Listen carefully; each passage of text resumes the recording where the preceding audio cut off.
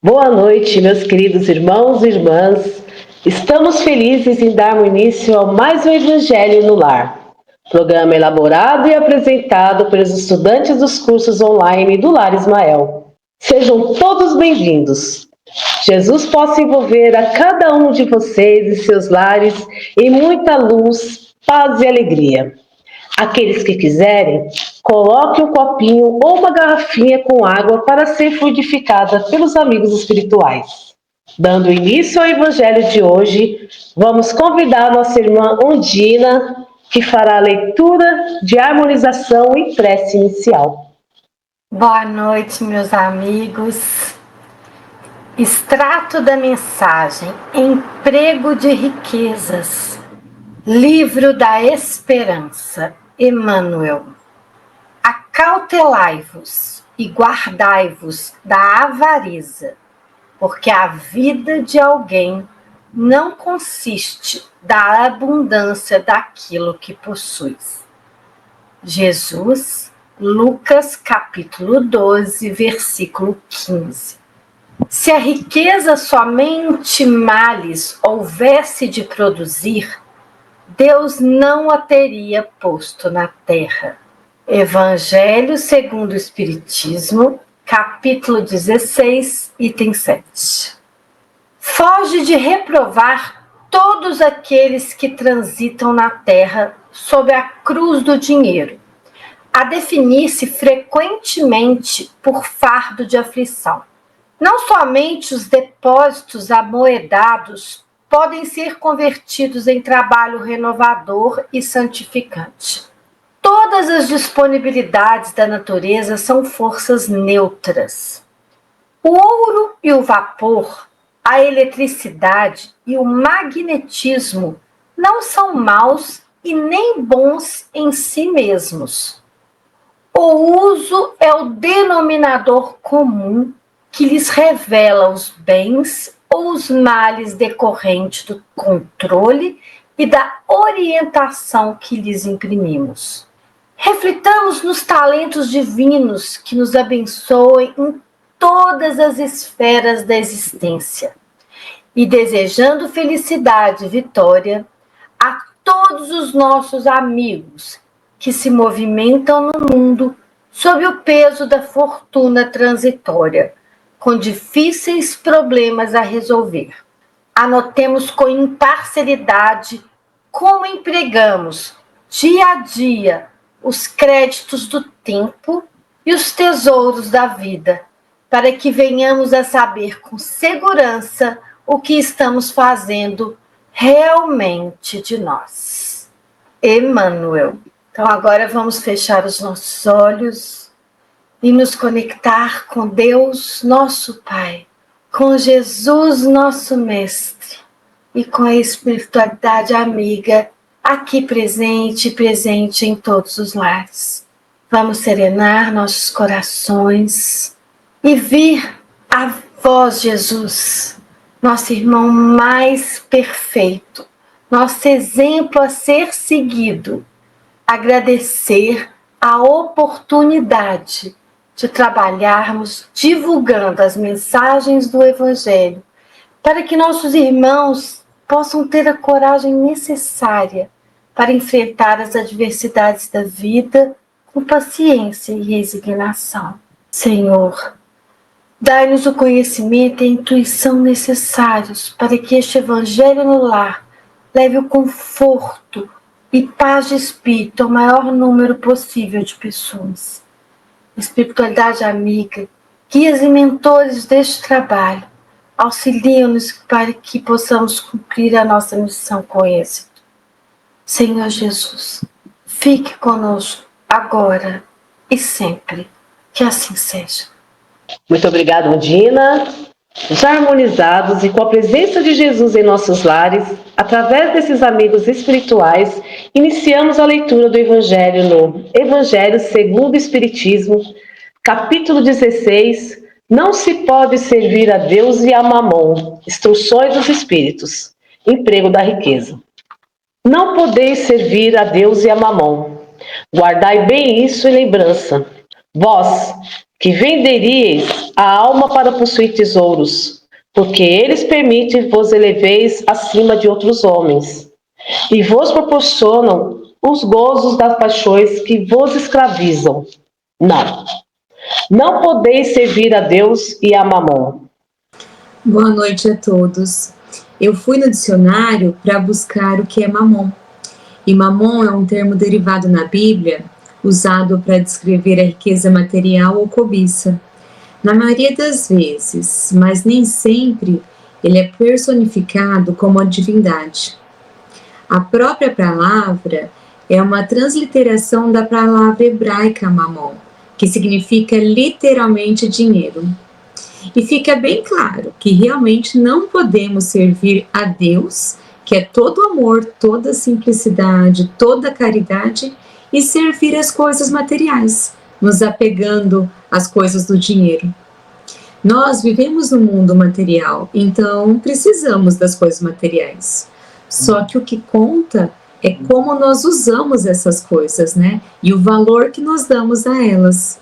Então, Fernanda, essa é uma questão interessante de ser analisada, né? Não se pode servir a Deus e a Mamon, porque o nosso coração ele se assemelha àquilo que amamos. Se colocamos o prazer no lugar de Deus, o nosso coração se bestializa. Se, ao contrário, é a vaidade que prestamos culto, ele se torna oco e seco. Se é ainda ao dinheiro que amamos, o nosso coração se torna metálico, insensível, egoísta. Se, porém, é a Deus que amamos, se é nele que depositamos a nossa esperança, nosso maior tesouro, então o nosso coração se diviniza e se assemelha ao sacratíssimo coração de Cristo, que soube amar ao Pai acima de tudo, que soube preferir Deus àquelas 3 tentações do maligno lá no deserto. Servir a Deus é garantir que todos possam ser respeitados em suas necessidades básicas por meio do seu próprio trabalho. Servir ao dinheiro é considerar a especulação e a exploração como mais importante do que as pessoas. Bem, deixa eu ler um outro trecho do Evangelho. Se, pois, sentis vossa alma dominada pelas cobiças da carne, dai-vos pressa em alisar o jugo que vos oprime. Porquanto Deus, justo e severo, vos dirá: que fizestes, econômo infiel, dos bens que te confiei? Esse poderoso móvel de boas obras exclusivamente o empregastes na tua satisfação pessoal? Fernanda, Deus é amor, é caridade. E Mamon? Bem explicado agora há pouco. Mamon é o oposto. Significa ganância, egoísmo e falta de caridade. Pois quem ama possuir a riqueza, a quer somente para si. Como servir a Deus sendo egoísta e ganancioso? É impossível. Jesus nos ensina que não precisamos acumular riquezas para nos sentirmos seguros amanhã, pois precisamos confiar no Pai. Ele é que proverá o que necessitamos para viver. Utilize, gente, dos bens que Deus coloca em suas mãos com sabedoria. Não é errado ser rico, pois se assim o fosse, Deus não teria criado a riqueza. Mas o Pai quer que saibamos dividir para poder multiplicar. Essa é a grande questão. Caso se sinta apegado demais, faça um esforço e se livre desse peso, pois a hora da cobrança vai chegar. Temos que prestar contas um dia com a nossa consciência e com o Pai que tudo provê. Então, minhas queridas amigas, é possível transformar a riqueza em uma ferramenta para o bem maior, em vez de usá-la para satisfação pessoal. A verdadeira administração dos bens está em fazer o bem ao próximo. Quando Jesus disse que é mais fácil passar um camelo pelo fundo de uma agulha do que um rico entrar no reino dos céus, Está em Lucas, capítulo 18, versículo 25. Ele não condenou a riqueza, mas mostrou que ela deve ser bem aplicada, né, gente? Exatamente isso, Nádia. E veja só, importante frisar sempre isso. Não conseguimos servir a dois senhores. A riqueza não é incompatível com Deus, mas precisamos entender que Deus é quem dá a direção que deve caminhar a nossa riqueza, o que devemos fazer dela. Em nenhum escrito de nenhuma religião consta que ela deve servir só a nós próprios ou aos nossos. Em todas elas consta que ela é para ser aplicada em benefício de todos. Como a Undina falou, precisamos avaliar se somos apegados demais às coisas materiais e estender nosso olhar ao derredor para vermos as necessidades que ali estão afligindo os nossos irmãos e veremos que temos nas mãos os meios de minorar o seu sofrimento. É isso mesmo, Irandi. Temos que ter esse olhar, né, para o nosso irmão, para o nosso próximo. Mas dando continuação aqui à leitura do Evangelho, qual então o melhor emprego que se pode dar à riqueza? Procurai nestas palavras: amai-vos uns aos outros. A solução do problema. Elas guardam o segredo do bom emprego das riquezas. Pois é, Ondina, Jesus nos deixou todos os exemplos do emprego da riqueza. Nos enganamos quando atribuímos ao termo riqueza somente os bens materiais, as moedas, os títulos, pois a maior riqueza é caracterizada por um estado de paz interior, de satisfação emocional e de um entendimento mais profundo do propósito da vida. Nesse estado, nós conseguimos, então, aplicar o amai-vos uns aos outros. Amai-vos uns aos outros. Essa frase ela é perfeita. Como você disse, só quando nós conseguimos entender e colocar em prática esse ensinamento que nós vamos conseguir seguir somente a Deus. E então, respondendo a pergunta, então qual o melhor emprego que se pode dar à riqueza? A resposta foi dada: amai-vos uns aos outros. Mas o que isso significa? Significa fazer ao outro o que gostaria que fizessem por ti. Se estás com fome ou sede, quer que alguém o sacie, não é mesmo? Estás com frio, precisa de um cobertor para te esquentar. Estás triste, sozinho, você precisa de um ombro amigo para te escutar. Você pode ser rico e ajudar só a si mesmo, ou pode usar a sua riqueza para você, sua família e ainda ajudar muitas pessoas. Um café com pão doado com amor vale a refeição de um dia inteiro. Já disse um amigo, não é mesmo? É verdade, Ondina. Quando nós fazemos com amor, tudo vai melhorar o estado daquele que está necessitando, né? Bom, dando continuidade à leitura do Evangelho, aquele que se acha animado do amor do próximo tem aí toda traçada a sua linha de proceder. Na caridade está para as riquezas o emprego que mais apraz a Deus. Não nos referimos, é claro, a essa caridade fria e egoísta que consiste em a criatura espalhar em seu derredor o supérfluo de uma existência dourada. Referimos-nos à caridade plena de amor, que procura a desgraça e a ergue sem a humilhar. Rico, dá do que te sobra. Faze mais, dá um pouco do que te é necessário, porquanto o de que necessitas ainda é supérfluo, mas dá com sabedoria. Na hora que eu leio esse trecho, eu lembro do óbolo da viúva. A verdadeira caridade é dada de coração, daquilo que se tem e não só daquilo que te sobra. Então, Fernanda, tem uma passagem de Jesus que o moço pergunta o que deveria fazer para herdar a vida eterna. Quando Jesus explicou que o moço deveria cumprir os mandamentos, ele disse que já cumpria e que frequentava a sinagoga. Jesus então disse que lhe faltava uma coisa, que o moço vendesse tudo o que tinha e distribuísse aos pobres, e assim teria um tesouro no céu, e que depois viesse e o seguisse. O moço baixou a cabeça e saiu contrariado. A fortuna do moço proporcionava bem-estar e gozos terrenos, ao passo que servir a Deus naquela circunstância acarretava encargos e responsabilidades. O moço cumpria os mandamentos, frequentava a sinagoga, mas a fortuna material o impedia de praticar a caridade. Será que estamos sendo moço? Quantos moços tem no mundo, né, minha gente?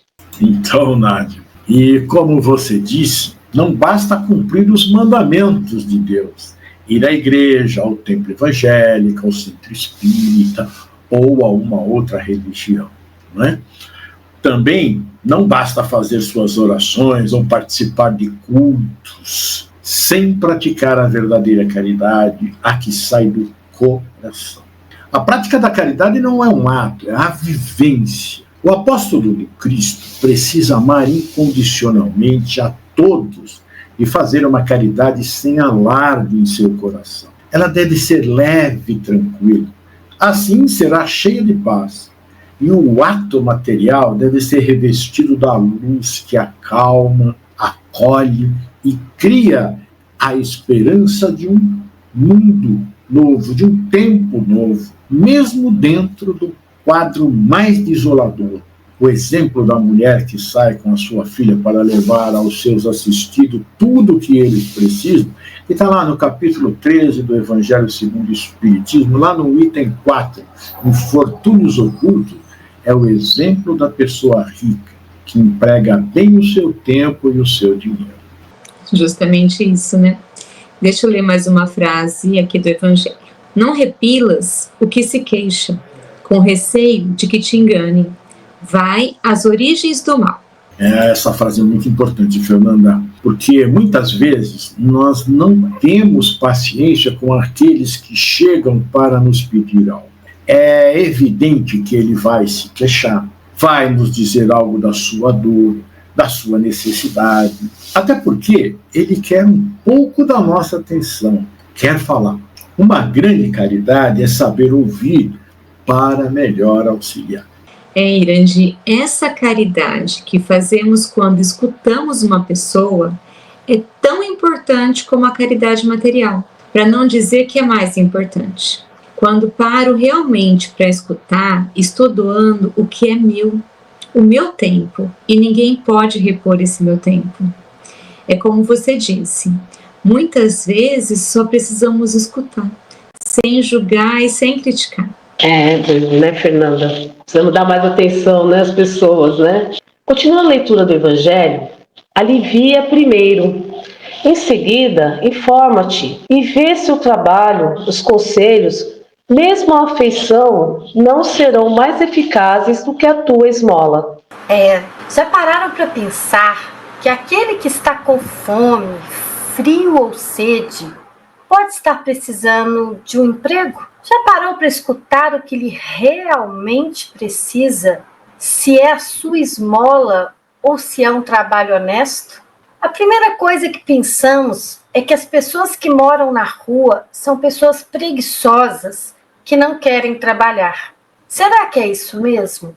De acordo com o IBGE, a taxa de desemprego no Brasil foi de 6,4% no terceiro trimestre de 2024. Gente, isso significa 7 milhões de desempregados. Isso fora os desocupados e os que estão fora da força de trabalho. Já pensaram como é que essas pessoas vivem? Muitas delas vivem com o que doamos, com a ajuda do governo e de entidades beneficentes. Então, não é só de esmola que vive o pobre. Parem, conversem, auxiliem com humildade e sabedoria. Talvez um trabalho seja mais edificante que uma esmola. É isso mesmo, Londrina. Eu entendo também essa frase como dá o primeiro socorro e depois procure conhecer a pessoa e suas necessidades. É bem o que você falou, né? Normalmente, damos o pão. Isto é o primeiro socorro. Mas também é importante conhecer a pessoa, como a Ondina falou lá.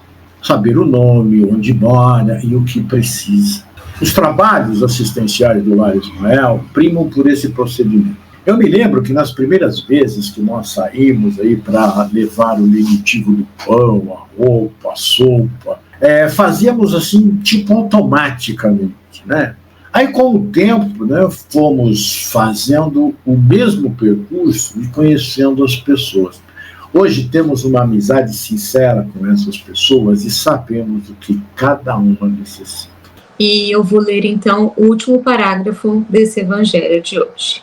Difunde em torno de ti, como socorros materiais, o amor de Deus, o amor do trabalho, o amor do próximo. Coloca tuas riquezas sobre uma base que nunca lhe faltará e que te trará grandes lucros, a das boas obras. A riqueza da inteligência, deves utilizá-la como a do ouro. Derrama em torno de ti os tesouros da instrução. Derrama sobre teus irmãos o tesouro do teu amor e eles frutificarão. Cheveros, Bordeaux, 1861. Então, Fernanda, quantas vezes já vimos pessoas ricas que com todo o dinheiro não eram felizes e o vazio tomava conta da sua vida? Aí, inspirada nos ensinamentos do Espiritismo, decide que quer usar a sua riqueza para fazer a diferença. Ela começa a se envolver em projetos sociais, criando uma fundação para jovens carentes e investe em programas de capacitação profissional. Além disso, ela doa parte dos lucros de sua empresa para a instituição de caridade. Fazendo isso, melhora a vida de muitas pessoas, mas também encontra um sentido mais profundo para a sua vida. Isso eleva a sua condição espiritual. Fazer o bem nos faz sentir mais perto de Deus. Exatamente assim, Nádia. Fazer o bem, realmente a gente fica pertinho de Deus, né? Muitas vezes, no afã de ajudar, acabamos não pensando e saímos distribuindo coisas. Creio que isso deve ser feito no primeiro momento. Mas, acalmado o impacto da necessidade primária, devemos buscar compreender a situação daqueles que deverão ser socorridos com a nossa caridade e direcionarmos a cada um aquilo que é de sua necessidade, sem desperdício de tempo e dinheiro. A exemplo das atividades que desenvolvemos nas casas espíritas, principalmente no trabalho de atendimento fraterno. Quando chegam, todos são socorridos lá, né, com o passe.